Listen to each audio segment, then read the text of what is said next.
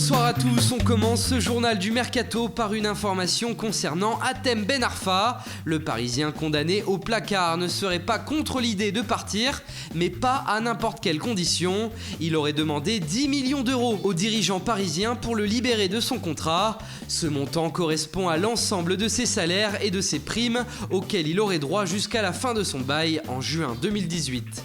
À Bordeaux, ça risque de bouger cet hiver. Le club mal en point en championnat se doit de réagir. Les décideurs du club auraient déjà ciblé 3 postes où il va falloir recruter: un défenseur, un milieu créateur et un attaquant. Ainsi, les Girondins ont commencé à nouer des contacts avec l'ancien niçois Paul Bays, actuellement à Malaga, mais aussi avec l'arrière-gauche de Flamengo, Miguel Trauco. Sur ce dossier, Bordeaux est en concurrence avec l'Olympique de Marseille.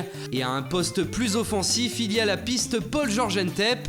En difficulté du côté de Wolfsburg, l'ancien Rennais souhaiterait revenir en Ligue 1.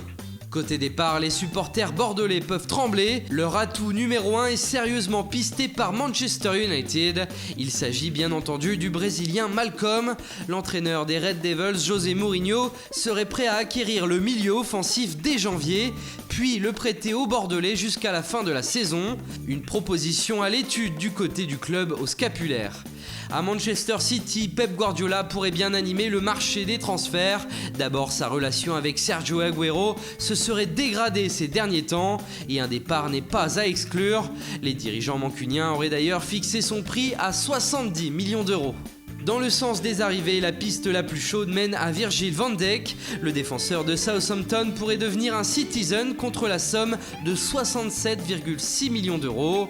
Un gros chèque que les Saints seraient en passe d'accepter.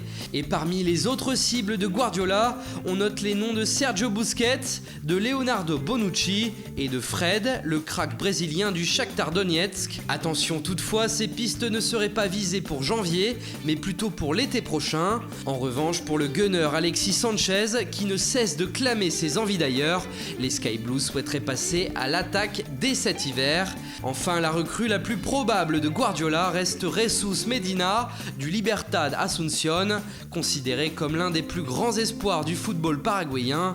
Dans la foulée de son transfert estimé à 3,4 millions d'euros, la pépite de 20 ans serait prêtée en MLS au New York City FC.